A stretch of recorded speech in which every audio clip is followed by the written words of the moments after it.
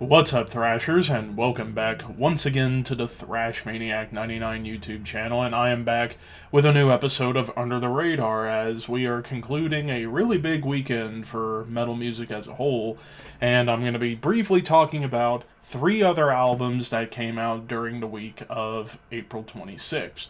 So we're going to kick things off with Full of Hell's Coagulated Bliss. This comes out on Closed Casket Activities, so this is their first one outside of Relapse in quite some time.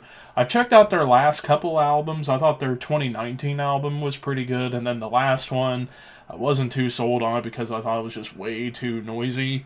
This time around, I feel like they've improved on what they did with, I believe the last album was Weeping Choir. This one, giant improvement.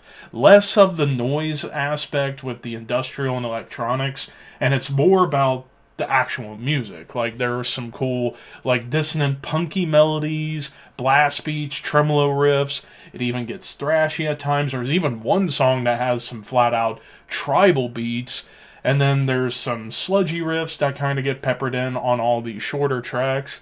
Some clean melodies pop up on a longer track, and actually the longest song is about a little over 6 minutes long, and then the closer is about 3.5 minutes long. Both of those songs are like sludgy doom metal songs, like they're slow and like droning, but with these like anguished vocals on top that adds to that like very uncomfortable vibe. And even in that closing track, some flat-out saxophone comes in, which was really, really cool. So, yeah, pretty much when it comes to Grindcore, it's hard to really judge a Grindcore album because it's just all about the speed and the chaos. Whereas here, it is speedy and chaotic, but they throw in some new wrinkles, and they focus less on the noise aspect and more on the actual product of the music. So if you're a fan of Nails, Pig Destroyer, Discordance Axis, and Weekend Nachos, check this out. I'm going to give this a 3.5 out of 5. I thought this was a big improvement and really damn good Grindcore. But now let's move on to the next album, Tombstoner with Rot Stink Rip. This is a New York death metal band, and this album came out on Redefining Darkness, and I do love some stuff off of Redefining Darkness, and this album, man, it kind of goes all over the map when it comes to death metal. Like, you get some eerie, clean guitars, a very doomy intro with a lot of dissonance in there, but then you get these, like, real chunky, old-school, groove-laden death metal riffs, some tremolo riffs, triplet chugs up the yin-yang, even some more hardcore grooves. There's thrashy energy going on here. And then when it comes down to the lead work, it varies from being quite melodic to big squealy dive bombs, even some of those punky D beats, and even the production and the mix, pretty gritty. Now, I will say, probably the only issue that I truly had with this album, and it does kind of take me out of this album a little bit, too much hardcore vocals for my taste and not enough death growls. I mean, I don't mind hardcore vocals, but if it's too much in my death metal, it can kind of lose me a little bit.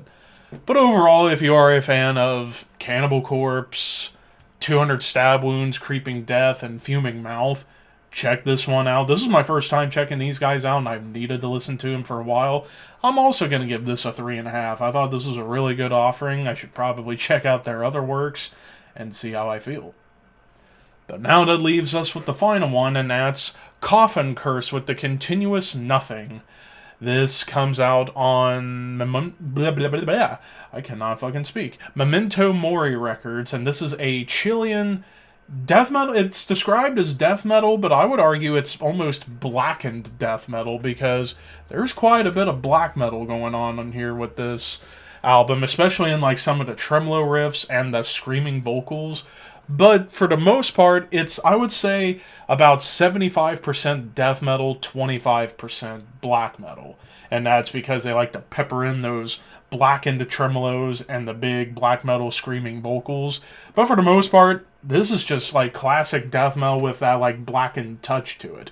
Lots of low-end tremolos, blast beats, thrashy rhythms, triplet chugs once again up the yin-yang, and even some of the blast beats remind me straight up of Pete Sandoval of Morbid Angel. Like, I can definitely hear how the drummer could be inspired by Pete the Feet. Dive bomb leads, some sinister riffs, double time rhythms kind of give it a little bit of a bullthrower vibe. There's some dissonance, some bass flourishes, nasty breakdowns, and I gotta admit, the production and the mix on this album, the best out of the three that I'm talking about in this episode. I mean, holy fucking shit, like, everything is audible, everything sounds punchy and big, but still retaining that old school feel to it. So overall, if you're into bands like Blood Red Throne, Deicide, Mithras, I would even throw in when it gets like really fast, and especially Morbid Angel, check this one out. I thought this was great. I am going to give this a 4 out of 5. I thought this was a fantastic album, and one I should pick up in the future. But of course, those are all just my opinions. What did you guys think of these 3 albums? And as always, links to the albums are in the description box for you guys to check out. Thank you for watching. Like, comment, share, subscribe. Keep your horns high and your dreams wet.